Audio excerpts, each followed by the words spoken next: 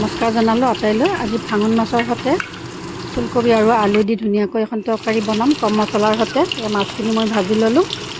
ভাজি লৈ ফুলকবিখিনি অকণমান বইল কৰি পানীটো পেলাই আলুৰ সৈতে মই ধুনীয়াকৈ ভাজিলোঁ। অকণমান মছলা দিলোঁ, নহৰু, আদা, পিঁয়াজ, বাকী একো দিয়া নাই। এনেদৰে তৰকাৰীখন বনালে খায়ো ভাল লাগে। লগতে মই ভাতটো বনাই ৰেডি কৰি ল'লোঁ। এনেদৰে মই পানী অকণমান দিলোঁ, এয়া উতলিবলৈ দিম। উতলি যোৱাৰ পিছতে মই মাছখিনি দিলোঁ, লগে লগে ধনিয়াও দিলোঁ। হৈয়ে গ'ল তৰকাৰীখন।